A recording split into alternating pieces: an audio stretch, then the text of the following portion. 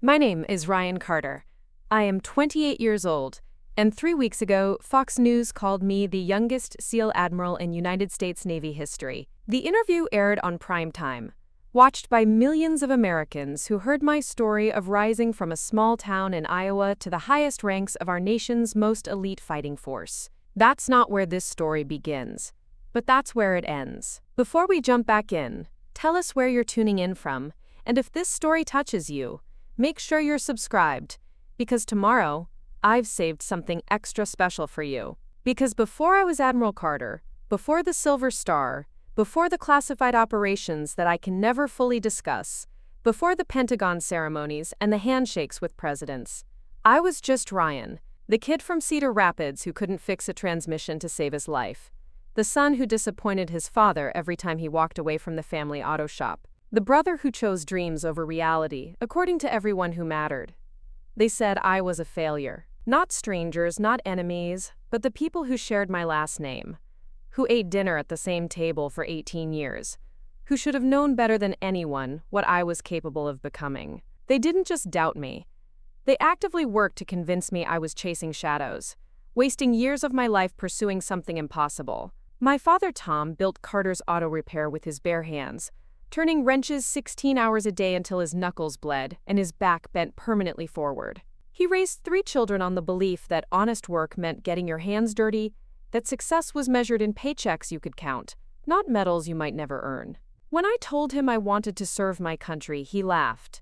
Not the kind of laugh that comes from joy, but the bitter kind that cuts deeper than any insult. My mother, Linda, spent her mornings pouring coffee at Mel's Diner, listening to the whole town's problems while balancing plates and wiping down tables that would be dirty again within the hour. She had dreams once too, she told me. Dreams that got buried under bills and responsibilities, and the weight of raising a family in a place where nothing ever really changed. When I showed her the Navy recruiters' brochures, she shook her head and said, "Dreams don't pay rent." My brother Jake wore a badge for the Cedar Rapids Police Department, patrolling the same streets where we grew up, dating the same girls from high school, drinking beer at the same bar every Friday night. He called it stability. I called it suffocating. When first failed Marine boot camp the first time, he was the one who picked me up from the bus station, and the smug satisfaction in his eyes hurt worse than the shame burning in my chest. My sister Emma married her high school sweetheart, moved into a house 4 blocks from where we grew up, and had 2 babies before she turned 25. She measured success in school plays and soccer games and birthday parties where everyone knew everyone else's middle name.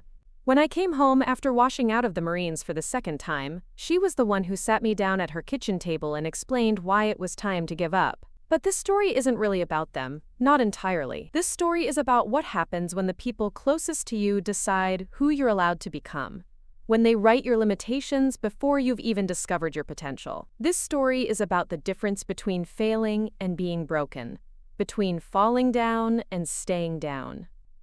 I remember the exact moment everything changed, though I didn't recognize it at the time. It was a Tuesday morning in November, gray and cold in the way that only Iowa can be, when winter hasn't quite arrived but autumn has already died.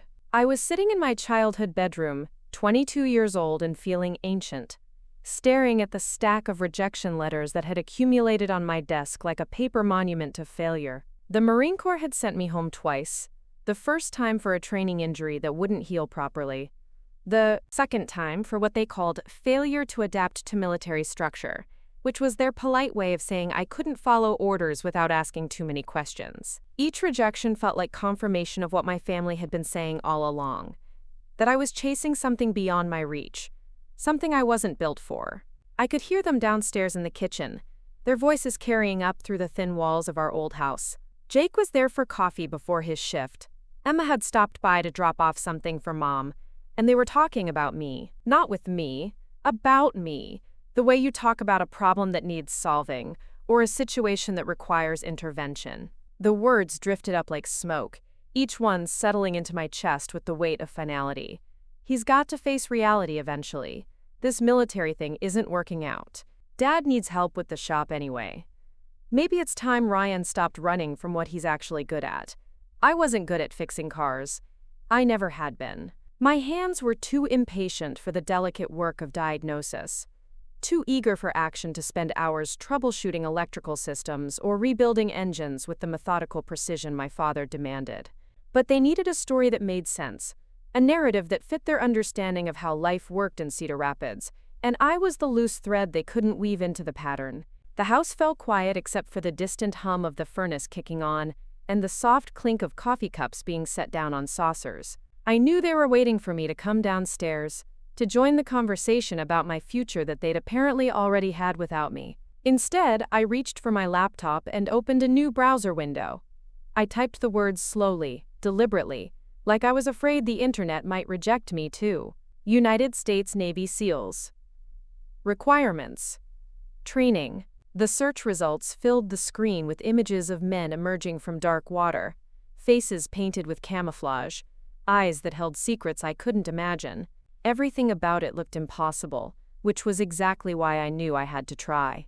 That night, I lay awake listening to the house settle around me, to the familiar sounds of a family that had already decided my story was over before I'd really begun to write it. But something had shifted in those quiet hours of research. Reading about Hell Week and Bud/S training, and the kind of men who chose to push beyond what most people considered humanly possible. Growing up in Cedar Rapids felt like living inside a snow globe, beautiful in its own way, but completely contained. Every street corner held a memory. Every face at the grocery store belonged to someone who knew your middle name and remembered when you lost your first tooth. It was the kind of place where Friday night football games drew the entire town, where the biggest scandal was usually someone's divorce, or a teenager getting caught with beer behind the water tower. My childhood was painted in the rich colors of Midwestern traditions. Summer meant helping Dad in the auto shop, my small hands learning to sort bolts and washers while he worked on the endless parade of pickup trucks and sedans that kept our family fed.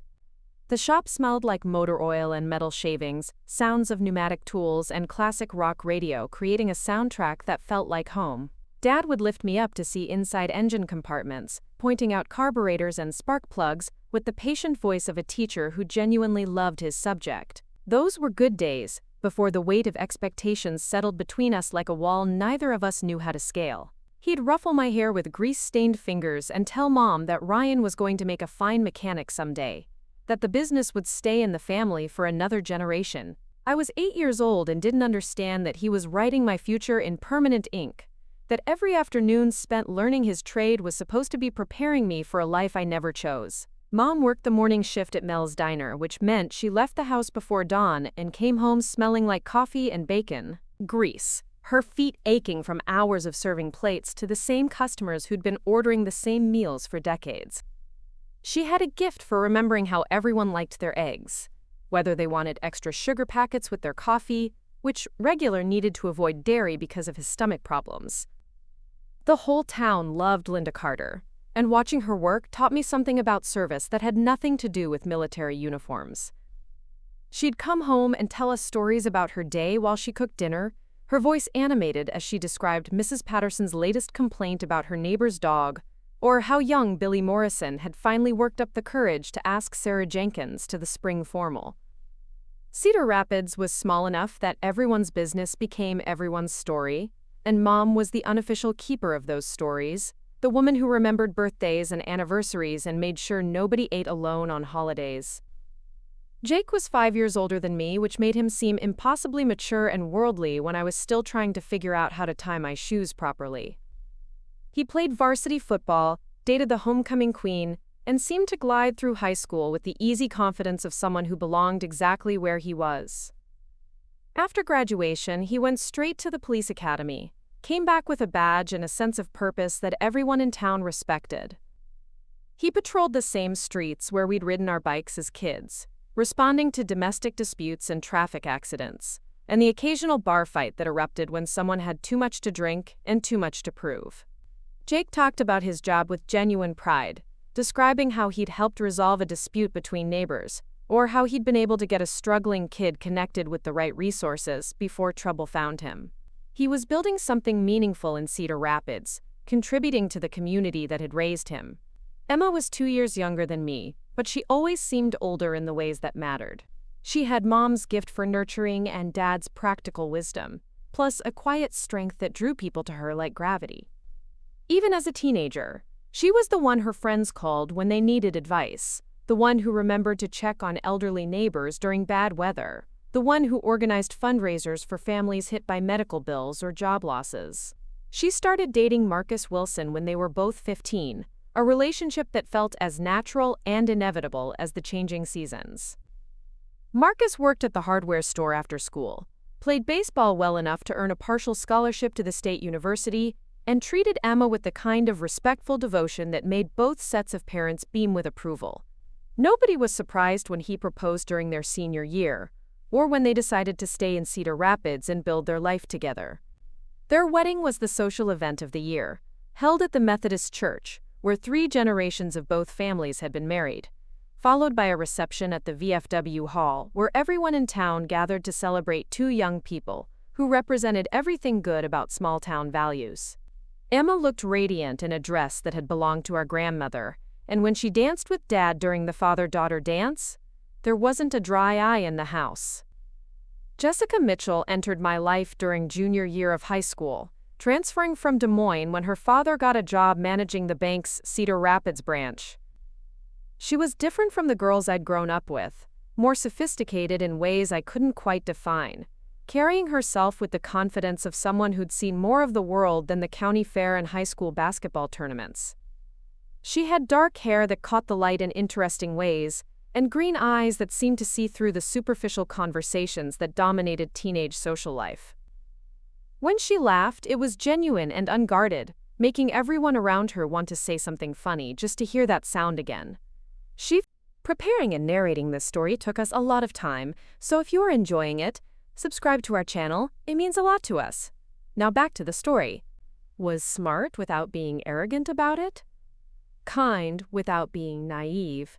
And she looked at Cedar Rapids with the curious affection of an anthropologist studying a fascinating culture. Jessica and I started dating in the spring of senior year, a relationship that began with study sessions for AP History and evolved into long conversations about books and movies and dreams that extended beyond the city limits. She was the first person who didn't seem surprised when I talked about wanting to serve my country, who listened to my half-formed ideas about military service without immediately suggesting I consider more practical alternatives. We spent summer evenings walking through downtown Cedar Rapids, past the antique shops and family restaurants that had been serving the same recipes for 50 years, talking about colleges and careers, and the question that haunted every 18-year-old in every small town, whether to stay or go. Jessica had been accepted to Northwestern with plans to study journalism, a path that would take her to Chicago, and eventually, she hoped, to newsrooms in New York or Washington, where she could cover stories that mattered on a national scale. She encouraged my military dreams even when I wasn't sure I believed in them myself, researching different branches and specialties with the thorough enthusiasm she brought to every project. When I mentioned the Navy SEALs half-jokingly, expecting her to laugh at the audacity of a kid from Iowa thinking he could survive the most elite training in the military, she instead spent hours reading about BUD/S training and sharing articles about SEAL operations with the serious interest of someone who believed I might actually have what it took. Mark Thompson had been my best friend since 3rd grade, when he moved to Cedar Rapids and struggled to find his place among kids who'd known each other since kindergarten. I was the one who invited him to join our pickup basketball games, who included him in birthday parties and camping trips, who defended him when older kids tried to make him the target of their boredom-fueled cruelty. Mark was brilliant in the quiet way that often gets overlooked in small towns, the kind of intelligence that solved complex math problems for fun and read science fiction novels during lunch break. He was planning to study engineering at Iowa State, dreaming of designing bridges or working for NASA, building things that would outlast all of us. We spent countless hours in his garage working on impossible projects, building robots from spare parts and programming computers with the patient dedication of amateur inventors. Our friendship was built on shared adventures and complementary skills, Mark providing the technical expertise, while I supplied the physical courage for schemes that usually involved some combination of bicycles, makeshift ramps, and spectacular failures that left us laughing despite the bruises. He was the one person who understood my restlessness, who didn't seem surprised when I started talking about military service as a way to find something larger than what Cedar Rapids could offer. The town itself was a character in my story, a place where tradition and routine created a rhythm that could either comfort or suffocate. depending on your perspective. Main Street was lined with businesses that had been operating for generations. Family names painted on storefront windows in gold letters that caught the morning sun. The Methodist Church anchored one end of downtown, its white steeple visible from anywhere in town, while the high school dominated the other end with its red brick facade and sprawling athletic fields. Cedar Rapids was a place where success was measured in steady employment, strong marriages, and children who grew up to be productive citizens. It was a community that took care of its own, where neighbors still brought casseroles to families dealing with illness or loss, where high school graduates were celebrated whether they were heading to college or starting jobs at local businesses.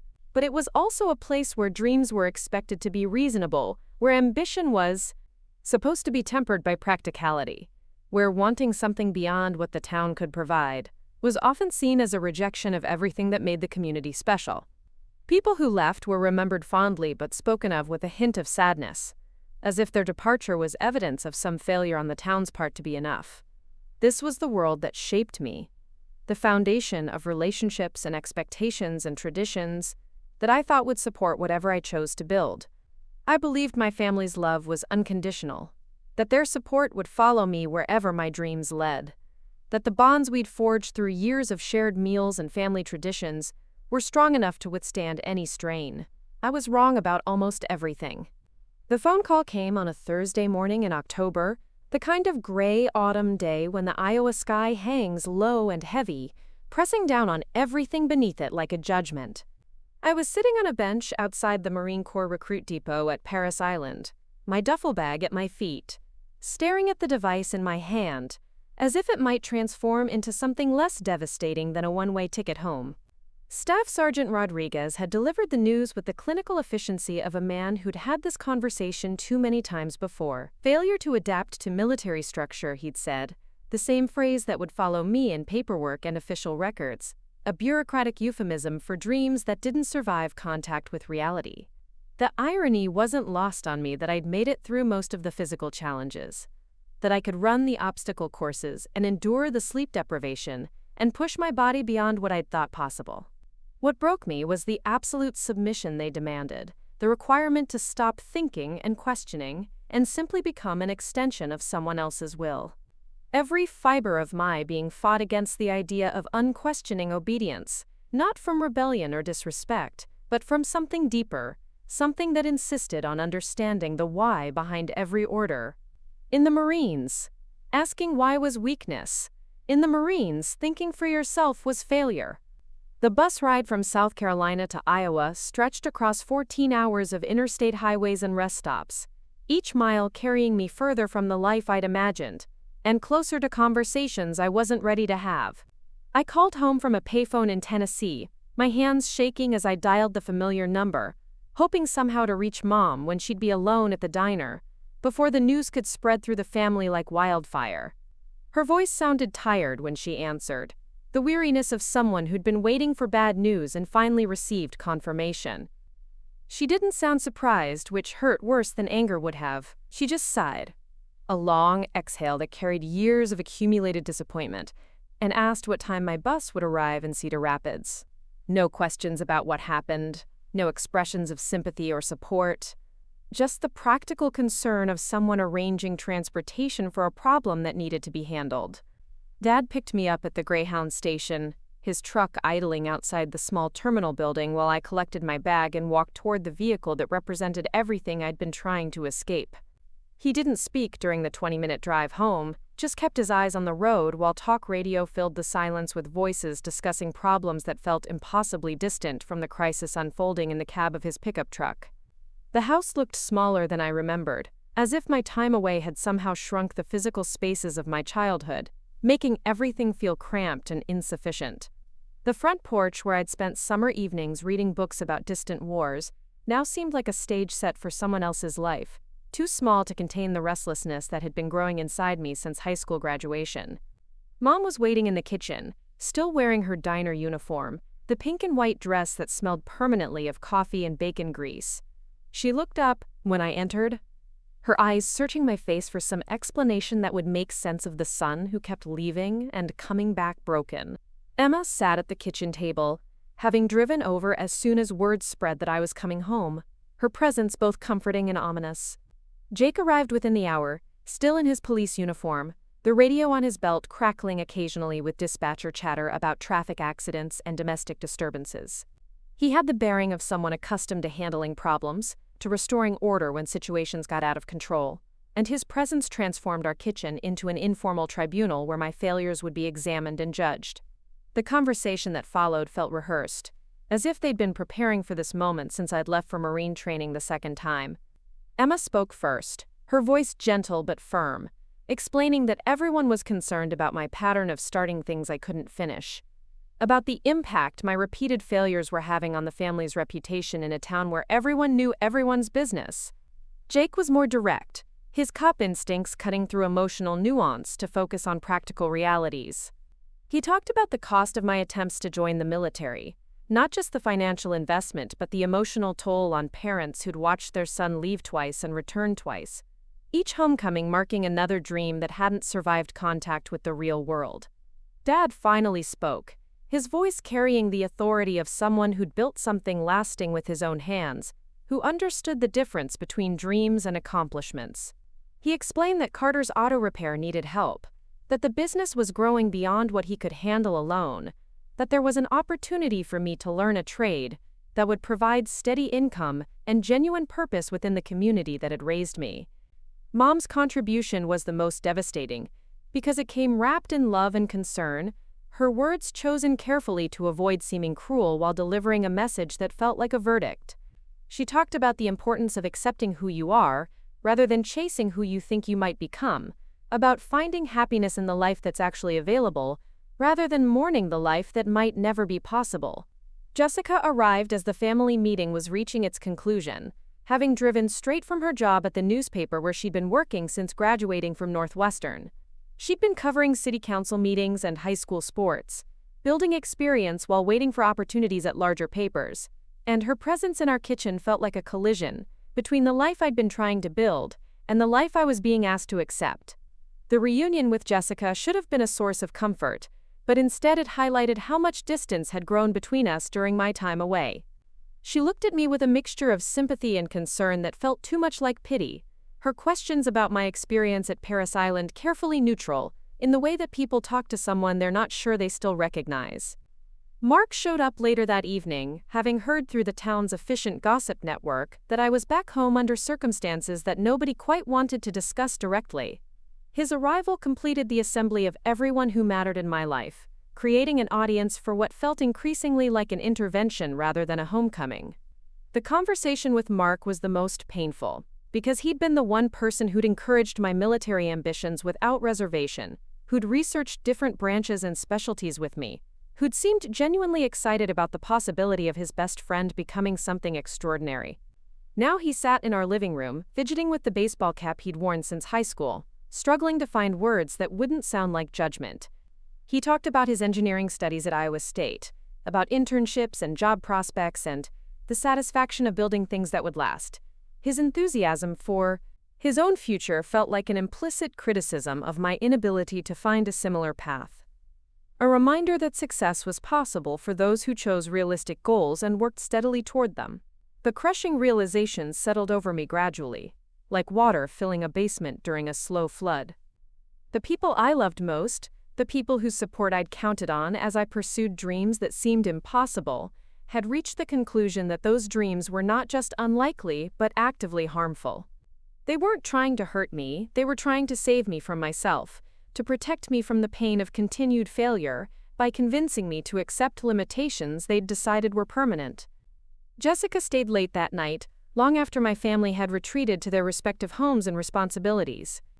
We sat on the front porch where we'd shared so many conversations about the future, but now the silence stretched between us like a chasm neither of us knew how to cross. When she finally spoke, her words were chosen with the careful precision of someone delivering news she knew would cause pain. She'd been offered a position at a newspaper in Minneapolis, she explained, an opportunity to cover state politics and eventually work her way toward national stories. It was everything she'd been working toward, the kind of break that might never come again, and she'd already accepted the job. She would be leaving Cedar Rapids within the month. moving to a city where her journalism career could grow beyond the limitations of small-town reporting. The unspoken message hung in the air between us. She was moving forward while I was stuck, pursuing a future that had room for growth while I was being asked to accept a life that felt like surrender. She didn't say that she was giving up on us, didn't explicitly connect her departure to my failures. But the timing felt like more than coincidence. Mark left that night with promises to stay in touch, to visit when he could. But his words carried the hollow ring of someone fulfilling social obligations, rather than expressing genuine commitment. He shook my hand at the door with the formality of someone saying goodbye to an acquaintance rather than a friend, and I realized that my repeated failures had damaged more than just my own dreams. I lay in my childhood bedroom that night, staring at the ceiling where glow-in-the-dark stars still formed constellations I'd memorized in elementary school, listening to the sounds of a house where everyone was asleep except me. The conversation kept replaying in my mind, each word weighing heavier, as I understood that this wasn't just about military service or career choices. This was about who I was allowed to be, about the boundaries my family had drawn around my life, about their decision that my dreams were too big for someone like me to carry. They loved me enough to want to protect me from disappointment, but not enough to support me through the failures that might lead to something greater. The next morning would bring new conversations about practical next steps, about learning the auto repair business and accepting my place in the community that had raised me. But that night, lying in the darkness of a room that felt like a prison, I made a decision that would change everything. I wasn't done failing yet. The weeks that followed my return to Cedar Rapids passed like a slow-motion disaster, each day bringing new evidence that I had become something I'd never expected to be. A disappointment. Not just to myself, which would have been painful enough, but to every person whose opinion had shaped my understanding of who I was supposed to become. Working at Carter's Auto Repair felt like wearing clothes that belonged to someone else, uncomfortable and ill-fitting no matter how much I tried to adjust to the role Dad had carved out for me. My hands, which had learned to field-strip weapons and navigate obstacle courses, fumbled with the delicate work of diagnosing electrical problems and rebuilding transmissions. The patience required for automotive repair clashed with the urgency that military training had instilled in me, creating a constant tension that everyone could see but nobody wanted to address directly. Dad watched me struggle with the mixture of frustration and resignation that comes from watching someone waste opportunities you would have killed for at their age. He'd spent 30 years building a reputation for quality work and fair dealing, and my presence in the shop felt like a threat to everything he'd accomplished. Customers who'd known me since childhood would ask politely about my time in the Marines, their voices carrying the careful neutrality people use when discussing topics they'd rather avoid. The worst part wasn't the work itself, though I was genuinely terrible at most of it. The worst part was the way Dad's friends and longtime customers looked at me, their expressions mixing sympathy with the kind of gentle disappointment usually reserved for children who'd grown up to be less than their parents had hoped. These were men who'd served in Vietnam and Korea, who understood military service as the highest form of patriotic duty, and my failure to complete Marine training felt like a betrayal of values they'd sacrificed to protect. Mom's reaction was more subtle but somehow more devastating. She'd always been my defender within the family, the one who found ways to explain away my restlessness and justify my unconventional choices to relatives who thought I was getting too big for my britches. Now she spoke about me with the careful optimism of someone trying to convince herself that everything would work out fine, her words chosen to avoid acknowledging the gap between what she'd hoped for and what she'd received. Her conversations at the diner took on a defensive quality that I could hear secondhand through the town's gossip network. Linda Carter found herself explaining why her youngest son was working at the auto shop instead of serving his country, deflecting questions about my plans with vague references to finding the right fit and taking time to figure things out. The woman who'd once bragged about my high school achievements now struggled to find positive things to say about my present circumstances. Emma's approach was the most painful, because it came wrapped in genuine love and concern. She invited me to dinner frequently, including me in family activities with Marcus and their young children, but I could feel her watching me with the careful attention of someone monitoring a patient's recovery. Her questions about my day at the shop carried an underlying hope that I was finding satisfaction in honest work, that I was learning to appreciate the stability and predictability that had eluded me in my military pursuits. She'd started making comments about the benefits of staying close to family, about the satisfaction that comes from contributing to your community rather than chasing recognition in distant places. Her words were kind but pointed, designed to help me reframe my situation as a positive choice rather than a series of failures. She meant well, but her efforts to help me accept my circumstances only highlighted how much I'd fallen short of everyone's expectations. Jake's response was more straightforward, and, in its own way, more honest. He'd stop by the shop occasionally during his patrol shifts, ostensibly to check on Dad but really to assess my progress in what he clearly viewed as a rehabilitation program. His questions about my work carried the tone of a parole officer checking on a former offender, concerned less with my happiness than with my compliance with the new direction my life had taken. He'd share stories about other guys from our high school class who'd found good jobs and started families, subtle reminders that success didn't require leaving Cedar Rapids or pursuing dreams that might be beyond my reach. His examples were always men who'd chosen practical paths, who'd built solid lives within the constraints of what small-town Iowa could offer, who'd learned to find fulfillment in realistic goals and steady progress. The conversations with Jake often turned to his work with the police department, stories about domestic disputes and traffic accidents, and the kinds of problems that arose when people made poor choices or failed to plan ahead. His tales carried implicit warnings about the consequences of continued instability, about the importance of accepting responsibility and making peace with the life that was actually available, rather than mourning the life that might never be possible. Jessica's departure from Minneapolis hit harder than I'd expected, not just because I was losing someone I loved, but because her absence highlighted how isolated I'd become. She'd been the one person who'd encouraged my military ambitions without reservation, who'd seemed to believe I was capable of achieving something extraordinary, and her physical departure felt like the final evidence that those dreams had been naive from the beginning. The phone calls between us grew less frequent and more strained as her new life took shape in Minneapolis. She'd describe her work at the newspaper with the enthusiasm of someone discovering her true calling, covering political stories and investigating municipal corruption, with the energy of a reporter who knew she was building toward something significant. Her excitement made my own circumstances seem even more stagnant by comparison, highlighting the growing distance between her trajectory and mine. When she did ask about my situation, her questions carried the careful neutrality of someone trying to remain supportive without encouraging decisions she thought might be harmful. She'd inquire about my work at the shop with forced enthusiasm, trying to find positive aspects of a situation we both knew was killing something essential inside me. Her efforts to remain encouraging only emphasized how much my failures had disappointed someone whose opinion mattered more than almost anyone else's. Mark's reaction was perhaps the most crushing because our friendship had been built on shared dreams of escaping Cedar Rapids and accomplishing something memorable. He'd returned from Iowa State during breaks and holidays full of stories about engineering projects and internship opportunities, his excitement about his future making my own stagnation seem even more pronounced. Our conversations became increasingly awkward as the gap between our situations widened. He'd tried to include me in discussions about career prospects and long-term goals, but my presence in those conversations felt like a reminder of paths not taken and opportunities squandered. His success in engineering school wasn't just personal achievement, it was proof that escape from Cedar Rapids was possible for those who chose realistic goals and worked steadily toward them.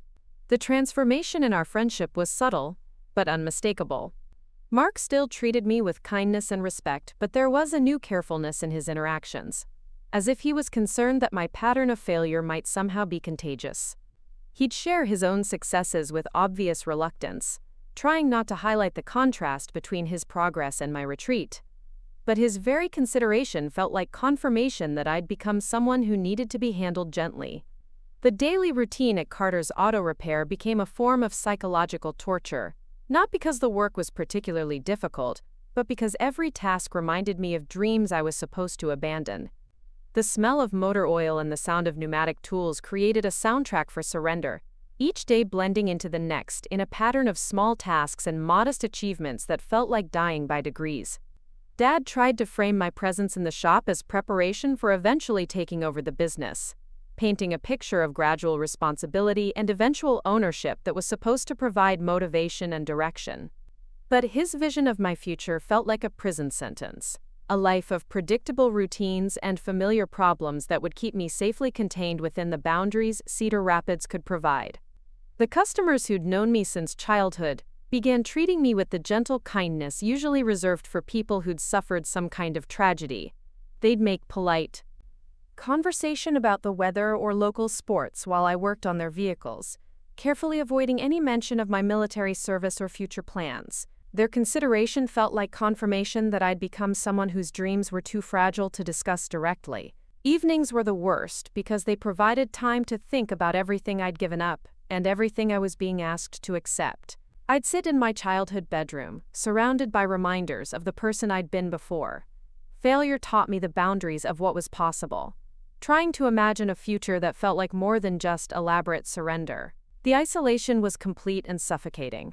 My family loved me but couldn't understand why I wasn't grateful for the stability they were offering. My friends were moving forward with their lives, while I seemed frozen in place. The woman I'd hoped to marry was building a career in a distant city, while I learned to accept limitations I'd never chosen. Every conversation became a reminder of how far I'd fallen short of expectations, every interaction highlighting the gap between who I'd hoped to become and who I was apparently destined to be. The people who mattered most in my life had reached a consensus about my future, and their unanimous agreement felt like a judgment from which there was no appeal. But late at night, when the house was quiet and the rest of Cedar Rapids was asleep, I'd find myself researching Navy SEAL training on my laptop, reading about men who'd overcome failures and setbacks to achieve something extraordinary. The information felt like contraband, dangerous knowledge that threatened the peace my family was trying to establish.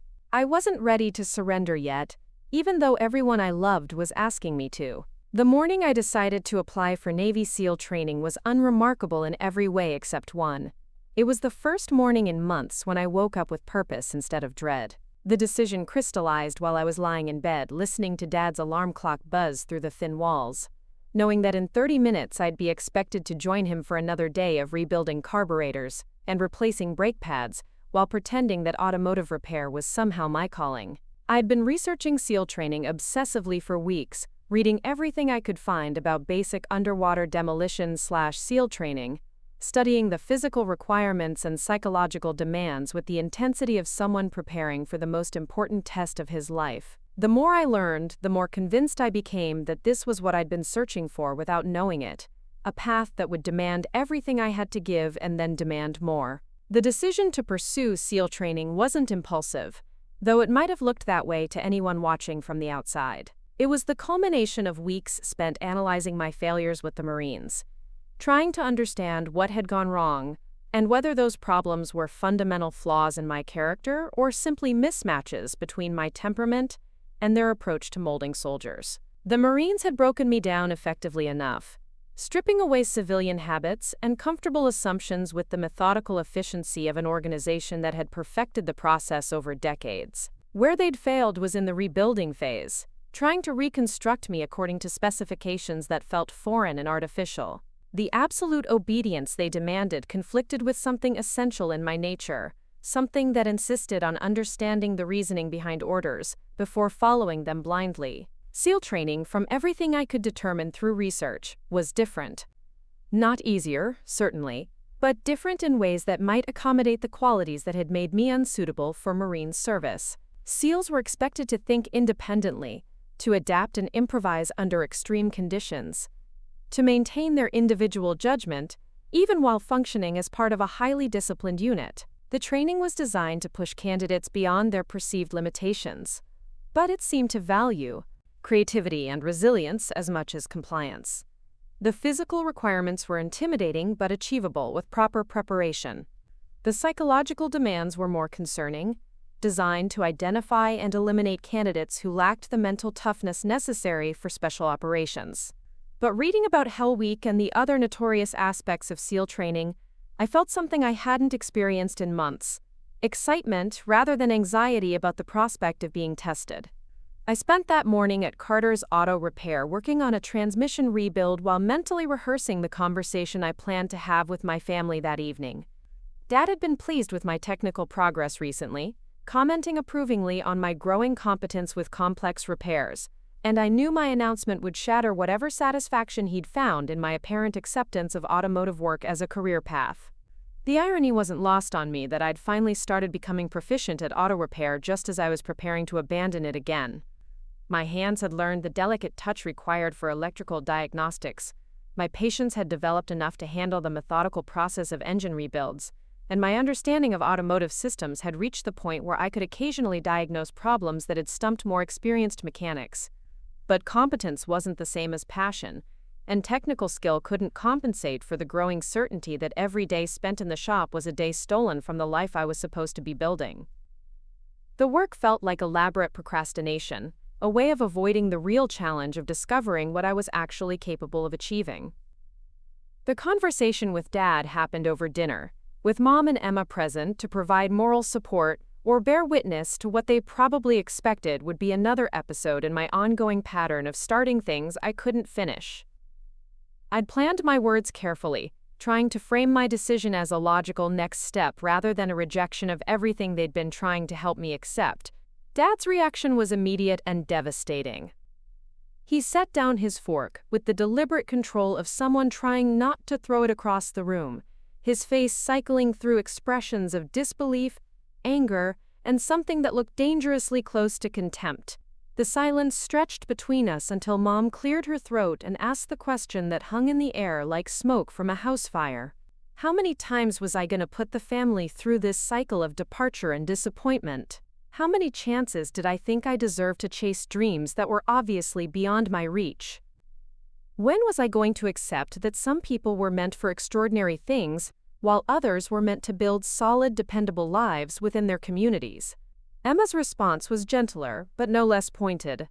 She talked about the pattern of behavior I'd established, the way my repeated departures and returns had created instability not just for me, but for everyone who cared about me. She described the conversation she'd had with her children about Uncle Ryan, trying to explain why he kept leaving and coming back, why he couldn't seem to find satisfaction in the life that was available to him. The most painful part of Emma's critique was her observation that my pursuit of military service was starting to look less like genuine calling, and more like inability to accept responsibility for building something lasting. She wondered aloud whether I was using the military as an escape from the harder work of committing to relationships and community, whether my dreams of service were really just elaborate forms of running away. Jake arrived during the middle of the conversation, having been summoned by a phone call from Mom who'd correctly anticipated that this family meeting would require his particular brand of practical wisdom. His presence transformed the discussion from emotional family drama into something resembling a formal intervention, complete with prepared statements and coordinated strategy. Jake's contribution was characteristically direct. He'd done some research of his own about SEAL training, he announced, talking to contacts in military and law enforcement who could provide realistic assessments of my chances for success. The statistics were not encouraging. The vast majority of candidates who attempted BUD/S training were eliminated during the first few weeks, sent home with the same kind of failure to adapt notation that had marked my Marine Corps records. More troubling was Jake's information about the psychological profile typically associated with successful SEAL candidates.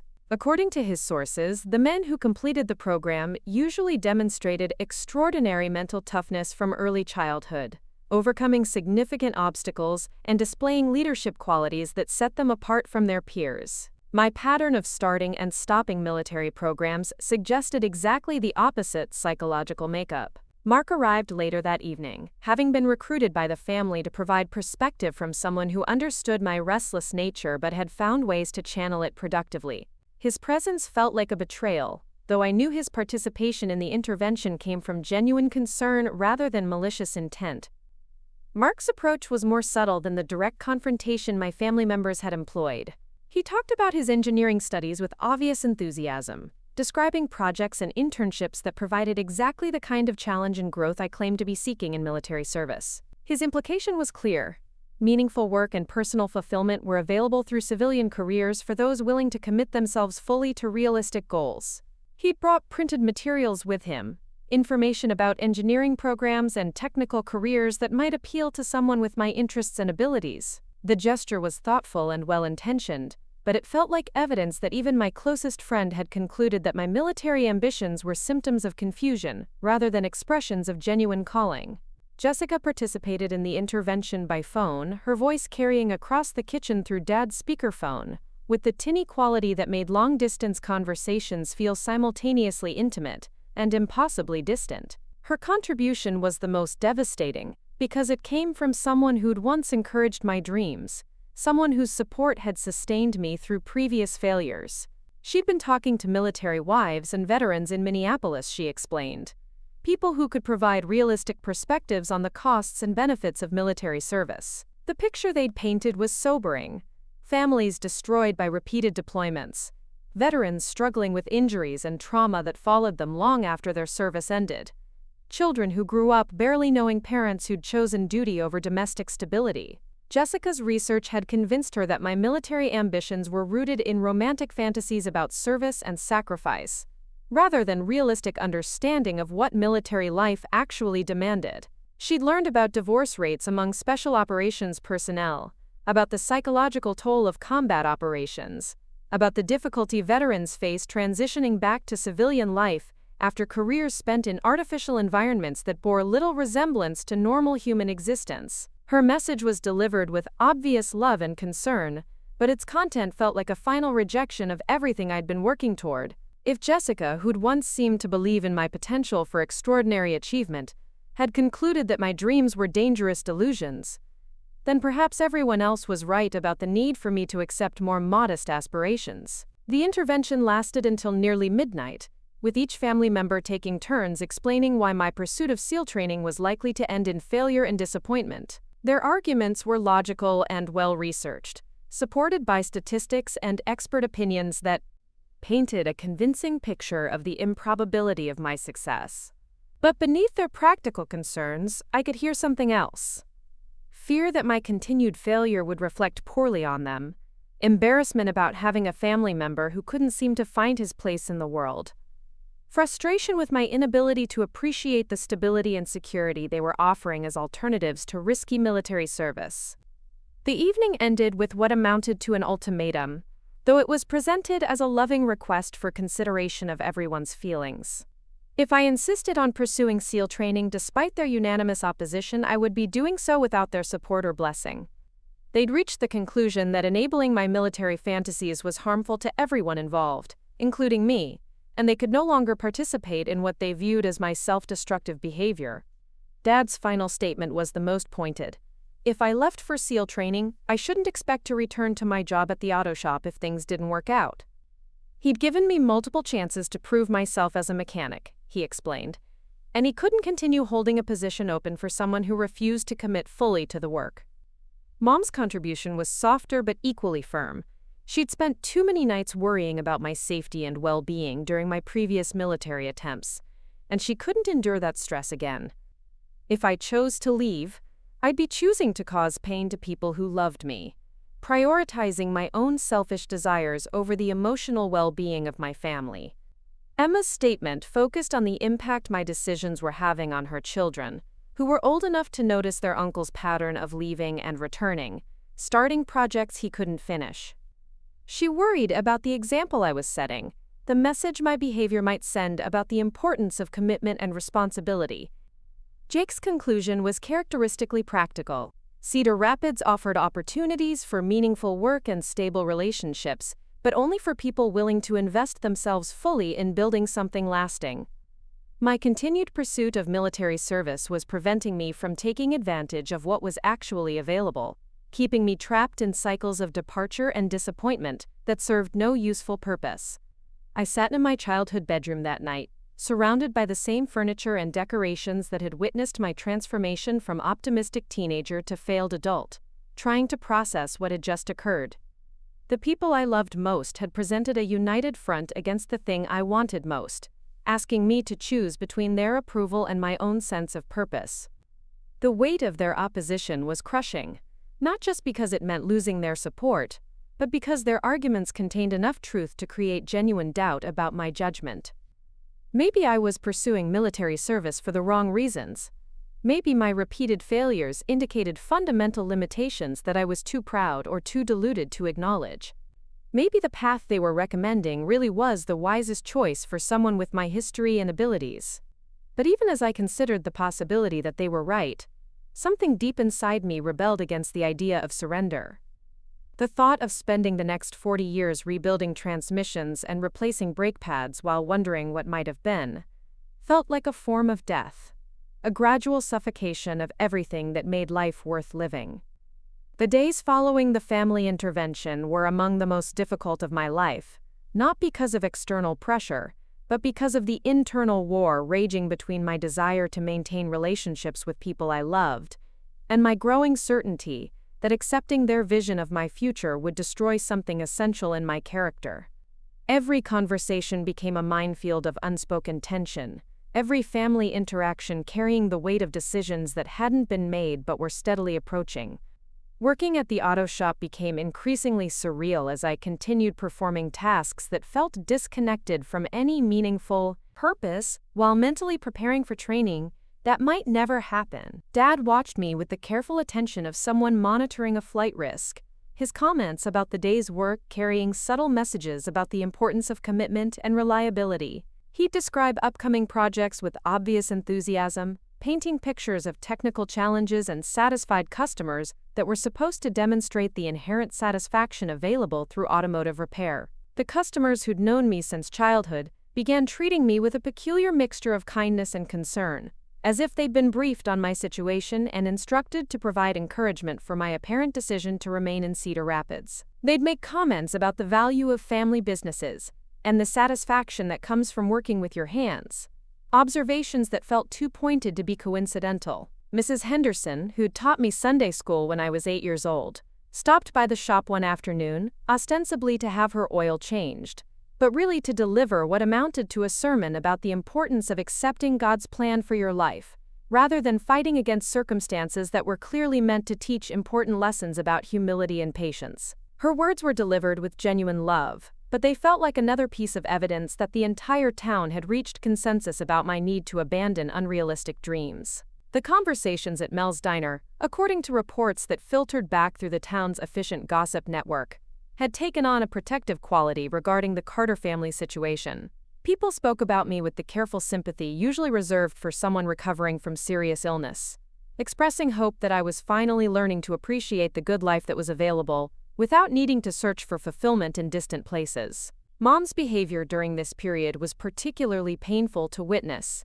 She'd always been my strongest defender within the family, the one who found ways to justify my unconventional choices to relatives and neighbors who thought I was getting too big for my britches. Now she seemed to be walking on eggshells around me, carefully avoiding any topics that might encourage what she'd clearly decided were dangerous fantasies about military service. Her conversations took on a forced cheerfulness that fooled nobody, her questions about my work at the shop carrying the desperate enthusiasm of someone trying to convince herself as much as me that automotive repair was a perfectly satisfying career choice.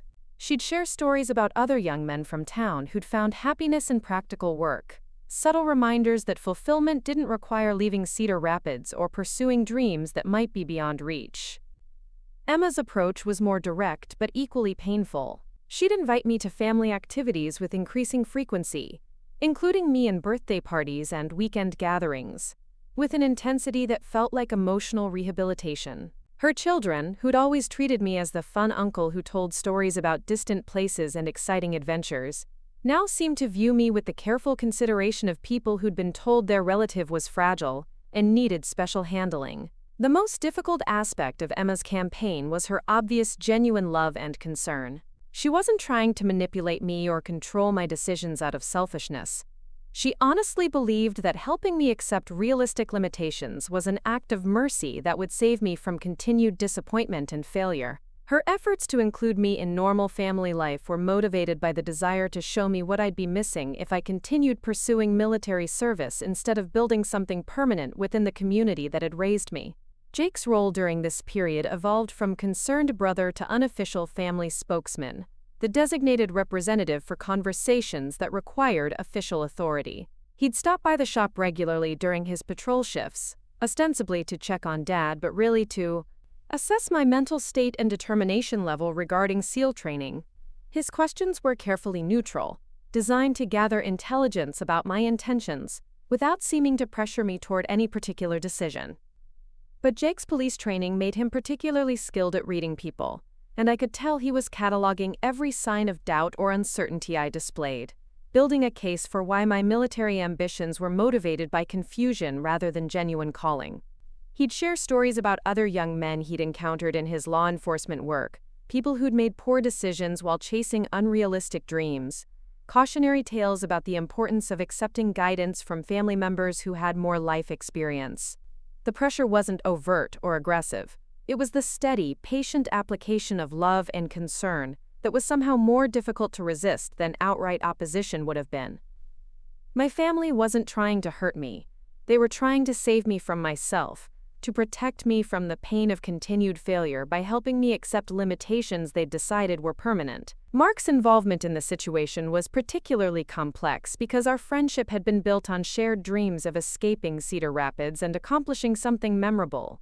His success in engineering school served as proof that escape was possible for those who chose realistic goals, but it also highlighted the gap between his progress and my apparent stagnation.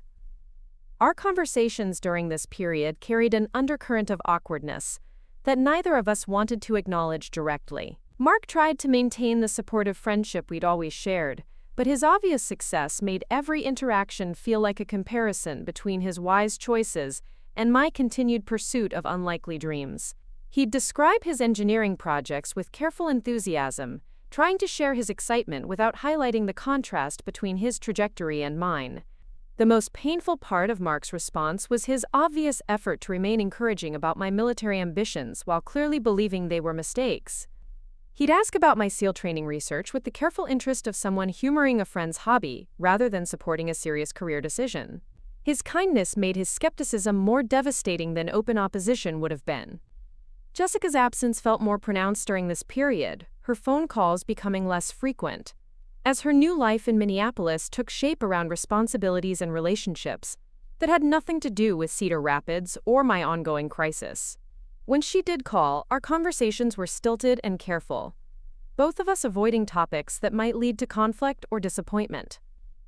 She'd describe her work at the newspaper with obvious satisfaction, covering political stories and investigating municipal corruption with the energy of someone who'd found her true calling.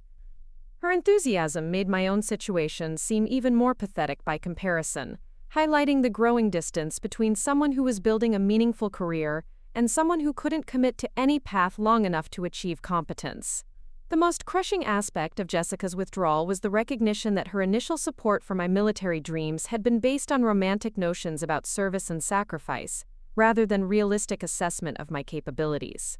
Her research into military family life had convinced her that my ambitions were dangerous fantasies, and her retreat from our relationship felt like confirmation that I'd been pursuing something beyond my reach. The isolation was complete and suffocating. Everyone I cared about had reached the same conclusion about my future, their unanimous agreement creating a wall of opposition that felt impossible to breach. The logical part of my mind understood their concerns and appreciated their love, but something deeper refused to accept the limitations they wanted me to embrace. I began spending more time alone, driving through the Iowa countryside on long routes that led nowhere in particular, trying to sort through the competing voices in my head. The landscape was beautiful in its own way, rolling fields and farmhouses that spoke to generations of people who'd found satisfaction in practical work and stable communities. But the beauty felt like a trap, gorgeous scenery that disguised the psychological suffocation of a life that would never challenge me to discover what I was truly capable of becoming. The physical preparation for SEAL training became my secret rebellion during this period. I'd wake up before dawn to run through the empty streets of Cedar Rapids, my footsteps echoing off sleeping houses where families dreamed sensible dreams about realistic futures. The solitude was both liberating and lonely, providing time to think without the constant pressure of family expectations while highlighting how isolated I'd become from everyone who mattered. The swimming training was more difficult to manage secretly, requiring trips to the community pool during off-peak hours, when I could practice underwater endurance exercises without attracting attention. The chlorinated water and fluorescent lighting created an artificial environment that felt like preparation for the artificial challenges I hoped to face, but the secrecy required made every session feel like evidence of my alienation from normal life. The psychological aspects of preparation were the most challenging because they required honest assessment of my motivations and capabilities without the benefit of external feedback or support. I read everything I could find about mental toughness and resilience, trying to understand whether the qualities that had made me unsuitable for Marine service might actually be assets in a different context. The research was encouraging in some ways, but terrifying in others. SEAL training was designed to identify and eliminate candidates who lacked the psychological fortitude necessary for special operations. But the specific qualities they sought weren't always clearly defined. Mental toughness seemed to involve some combination of stubbornness, adaptability, and willingness to continue functioning under extreme stress, characteristics that were difficult to assess objectively. The more I learned about successful SEAL candidates, the more convinced I became that my failures with the Marines might have been situational rather than fundamental. The absolute obedience that had broken me down in Marine training wasn't necessarily required for SEAL operations, which seemed to value independent thinking and creative problem-solving as much as discipline and compliance. But doubt crept in during quiet moments when I couldn't distract myself with research or physical training. Maybe my family was right about my pattern of starting things I couldn't finish. Maybe my inability to thrive in Marine training indicated deeper character flaws that would surface in any challenging environment. Maybe my pursuit of SEAL training was just another form of running away from the hard work of building something lasting. The application process for SEAL training required documentation of my previous military experience, including the official records from my time with the Marines. Requesting those documents felt like reopening wounds that had barely begun to heal, forcing me to confront the specific details of my failures in clinical, bureaucratic language that reduced dreams to failure codes and administrative notations. The physical fitness requirements were clearly defined and achievable with proper preparation, but the psychological evaluation process was more mysterious and intimidating. I'd be assessed by military psychologists who specialized in identifying candidates suitable for special operations, professionals who developed sophisticated methods for distinguishing between genuine mental toughness and elaborate self-deception. The security clearance process required detailed information about my background and associations, including family members who might be contacted for character references. The irony wasn't lost on me that the people I loved most would probably provide honest but devastating assessments of my reliability and commitment, potentially sabotaging my application through their genuine concern for my well-being. The waiting period after submitting the initial application was agonizing, not just because of uncertainty about acceptance, but because it represented a liminal state where I couldn't move forward or backward. I couldn't fully commit to automotive repair work while hoping for military service, but I couldn't make concrete plans for SEAL training without knowing whether I'd be accepted for the program. Dad's behavior during this period suggested he knew something had changed, though I'd been careful not to discuss my application directly. His comments about the auto shop's future took on an urgent quality, as if he was trying to secure my commitment before some deadline I hadn't revealed. He'd describe expansion plans and equipment purchases that would require additional staff, subtle messages about opportunities that wouldn't wait indefinitely for my decision. Mom's anxiety level increased noticeably during the waiting period, though she tried to hide her concern behind forced cheerfulness and increased attention to domestic routines. She'd cook elaborate meals and suggest family activities with the desperate energy of someone trying to hold together something that was threatening to fall apart.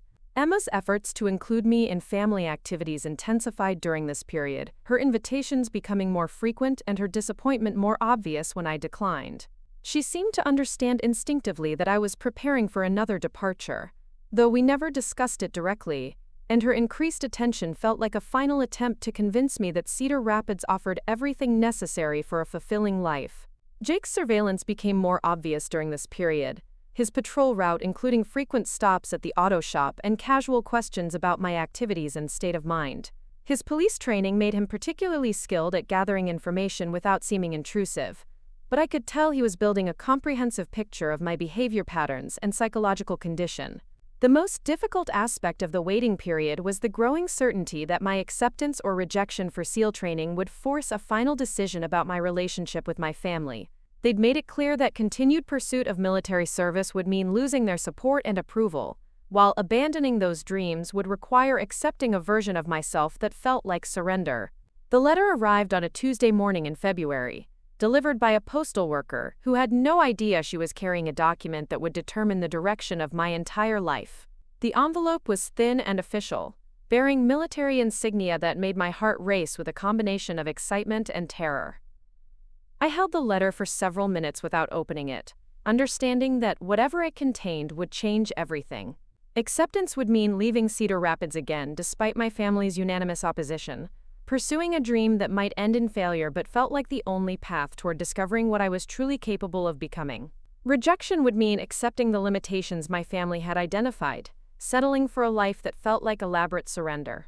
The letter was brief and formal, written in the bureaucratic language that military organizations use to deliver life-changing information with minimal emotional content.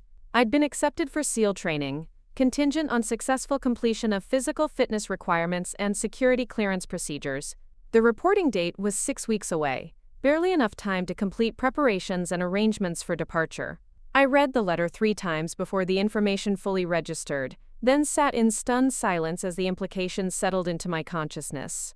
After months of uncertainty and family pressure, the decision had been made for me by people who'd never met me but somehow believed I might have the qualities necessary for their program. The celebration was private and brief, a moment of pure joy experienced alone in the bedroom where I dreamed of escape since childhood. But the happiness was immediately complicated by the knowledge that acceptance for SEAL training meant breaking with everyone I'd ever loved, choosing my own uncertain future over the stable relationships that had defined my identity for 23 years. The conversation with my family happened that evening, delayed by my need to process the information and prepare for reactions I knew would be devastating. I'd rehearsed various approaches to delivering the news, but none of my preparation proved adequate for the actual experience of watching people I loved realize that I'd chosen dreams over their wishes. Dad's reaction was immediate and final. He didn't shout or argue. He simply stated that my position at the auto shop would be eliminated, that he couldn't continue building a business around someone who refused to commit to being there. His voice carried the flat finality of someone delivering a verdict from which there would be no appeal. Mom's response was more emotional, tears mixing with words about the pain of watching me make decisions that would lead to predictable disappointment. She'd spent too many nights worrying about my safety during my previous military attempts, she explained, and she couldn't endure that stress again, while knowing I'd chosen to cause it despite their unanimous opposition. Emma's reaction was perhaps the most devastating, because it came from someone whose approval had always meant everything to me. She talked about the example I was setting for her children, about the message my behavior sent regarding the importance of family relationships and community commitments. Her disappointment wasn't just about my decision. It was about what my choice revealed about my character and values. Jake's response was characteristically practical and pointed. He'd done research about SEAL training failure rates, he reminded me, and the statistics strongly suggested I was headed for another expensive disappointment that would leave me even further behind my peers. His prediction was delivered without malice, but with the confident authority of someone who'd seen enough human behavior to recognize patterns.